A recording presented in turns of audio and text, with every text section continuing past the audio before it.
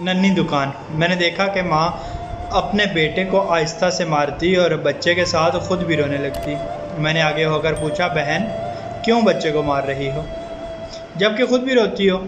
اس نے جواب دیا کہ بھائی، آپ کو تو معلوم ہے کہ اس کے والد اللہ کو پیارے ہو گئے ہیں اور ہم بہت غریب بھی ہیں۔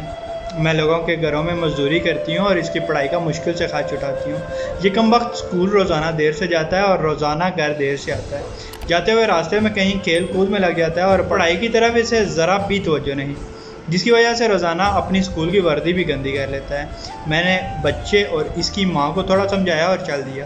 ایک دن صبح سبزی منڈی کچھ سبزی وغیرہ لینے گیا تو اچانک میری نظر اسی 10 سالہ بچے پر پڑی جو روزانہ گھر سے مار کھاتا تھا۔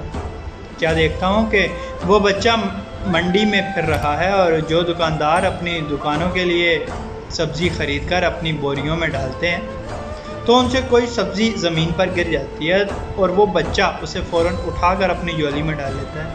میں یہ ماجرا دیکھ کر پریشانی میں مبتلا ہو رہا تھا کہ چکر کیا ہے۔ میں اس بچے کو چوری فالو کرنے لگا۔ جب اس کی جولی سبزی سے بھر گئی تو وہ سڑک کے کنارے بیٹھ کر اونچی آوازیں لگا کر اسے بیچنے لگا۔ منہ پر مٹی، گندی وردی اور آنکھوں میں نمی کے ساتھ ایسا دکاندار زندگی میں پہلی بار دیکھا تھا۔ دیکھتے دیکھتے اچانک ایک آدمی اپنی دکان سے اٹھا جس کی دکان کے سامنے اس بچے نے ننھی سی دکان لگائی تھی۔ اس شخص نے آتے ہی ایک زوردار پاؤں مار کر اس ننھی سی دکان کو ایک ہی جھٹکے میں ساری سڑک پر پھیلا دیا اور بازو سے پکڑ کر اس بچے کو بھی اٹھا کر دھکا دیا۔ ننھا دکاندار آنکھوں میں آنسو لیے دوبارہ اپنی سبزی کو اکٹھا کرنے لگا اور تھوڑی دیر بعد اپنی سبزی کسی دوسری دکان کے سامنے ڈرتے ڈرتے لگا لی۔ بھلا ہو اس شخص کا جس کی دکان کے سامنے اب اس نے اپنی ننھی سی دکان لگائی۔ اس شخص نے اس بچے کو کچھ نہیں کہا۔ تھوڑی سی سبزی تھی، جلد ہی فروخت ہو گئی اور وہ بچہ اٹھا اور بازار میں ایک کپڑے والی دکان میں داخل ہوا اور دکاندار کو وہ پیسے دے کر دکان میں پڑا اپنا اسکول بیگ اٹھایا اور بنا کچھ کہے اسکول کی جانب چل دیا۔ میں بھی اس کے پیچھے پیچھے چل رہا تھا۔ جب وہ بچہ اسکول گیا تو 1 گھنٹہ دیر ہو چکی تھی، جس پر اس کے استاد نے ڈنڈے سے اسے خوب مارا۔ میں نے جلدی سے جا کر استاد کو منع کیا کہ یتیم بچہ ہے، اسے مت مارو۔ استاد فرمانے لگے کہ سر، یہ روزانہ 1 گھنٹہ دیر سے آتا ہے۔ میں روزانہ اسے سزا دیتا ہوں کہ شاید ڈر سے اسکول ٹائم پر آئے، اور کئی بار میں اس کے گھر بھی پیغام دے چکا ہوں۔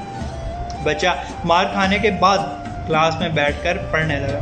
میں نے اس کے استاد کا موبائل نمبر لیا اور گھر کی طرف چل دیا۔ گھر جا کر معلوم ہوا کہ میں جو سبزی لینے گیا تھا وہ تو بھول ہی گیا ہوں۔ حسب معمول بچے نے اسکول سے گھر آ کر ماں سے ایک بار پھر مار کھائی ہوگی۔ ساری رات میرا سر چکراتا رہا۔ اگلے دن صبح کی نماز ادا کی اور فوراً بچے کے استاد کو کال کی کہ منڈی ٹائم پر ہر حالت منڈی پہنچے، جس پر مجھے مثبت جواب ملا۔ سورج نکلا اور بچے کا اسکول جانے کا وقت ہوا اور بچہ گھر سے سیدھا منڈی اپنی ننھی دکان کا بندوبست کرنے نکلا۔ میں نے اس کے گھر جا کر اس کی والدہ کو کہا کہ بہن میرے ساتھ چلو، میں تمہیں بتاتا ہوں کہ آپ کا بچہ اسکول کیوں دیر سے جاتا ہے۔ وہ فوراً میرے ساتھ منہ میں یہ کہتے ہوئے چل پڑی کہ آج اس لڑکے کی میرے ہاتھوں خیر نہیں، چھوڑوں گی نہیں۔ منڈی میں لڑکے کا استاد بھی آ چکا تھا۔ ہم تینوں نے منڈی کی 3 مختلف جگہوں پر پوزیشن سنبھال لی اور ننھی دکان والے کو چھپ کر دیکھنے لگے۔ حسب معمول آج بھی اسے کافی لوگوں سے جھٹکیں لینی پڑی اور آخر کار وہ لڑکا اپنی سبزی فروخت کر کے کپڑے والی دکان کی طرف چل دیا۔ اچانک میری نظر اس کی ماں پر پڑی۔ کیا دیکھتا ہوں کہ بہت ہی درد بھری سسکیاں لے کر زاروں قطار رو رہی تھی، اور میں نے فوراً اس کے استاد کی طرف دیکھا تو بہت شدت سے اس کے آنسو بہہ رہے تھے۔ دونوں کے رونے میں مجھے ایسا لگ رہا تھا جیسے انہوں نے کسی مظلوم پر بہت ظلم کیا ہو، اور آج ان کو اپنی غلطی کا احساس ہو رہا ہے۔ اس کی ماں روتے روتے گھر چلی گئی اور استاد بھی سسکیاں لیتے ہوئے اسکول چلا گیا۔ حسب معمول بچے نے دکاندار کو پیسے دیے اور آج اس کو دکاندار نے ایک لیڈیز سوٹ دیتے ہوئے کہا کہ بیٹا، آج سوٹ کے سارے پیسے پورے ہو گئے ہیں، اپنا سوٹ لے لو۔ بچے نے اس سوٹ کو پکڑ کر اسکول بیگ میں رکھا اور اسکول چلا گیا۔ آج بھی 1 گھنٹہ لیٹ تھا۔ وہ سیدھا استاد کے پاس گیا اور بیگ ڈیسک پر رکھ کر مار کھانے کے لیے پوزیشن سنبھال لی اور ہاتھ آگے بڑھائے۔ کہ استاد اس کو ڈنڈے سے مار لے۔ استاد کرسی سے اٹھا اور فوراً بچے کو گلے لگا کر اس قدر زور سے رویا کہ میں بھی دیکھ کر اپنے آنسو پر قابو نہ پا سکا۔ میں نے اپنے آپ کو سنبھالا اور آگے بڑھ کر استاد کو چپ کرایا اور بچے سے پوچھا کہ یہ جو بیگ میں سوٹ ہے وہ کس کے لیے ہے؟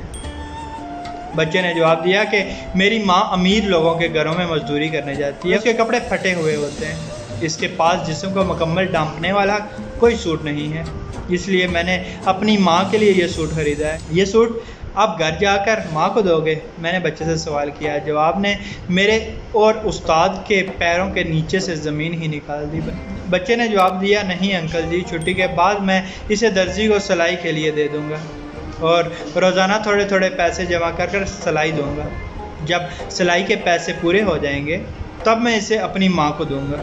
استاد اور میں یہ سوچ کر روتے جا رہے تھے کہ ابھی اس معصوم کو اور منڈی جانا پڑے گا اور لوگوں سے دھکے کھانے پڑیں گے اور ننھی دکان لگانی پڑے گی۔ آخر کب تک؟ غریبوں کے بچے ننھی دکانیں لگاتے رہیں گے، آخر کب تک؟ اللہ پاک آسانیاں حاصل اور تقسیم کرنے کا شرف عطا فرمائے، آمین، جزاک اللہ۔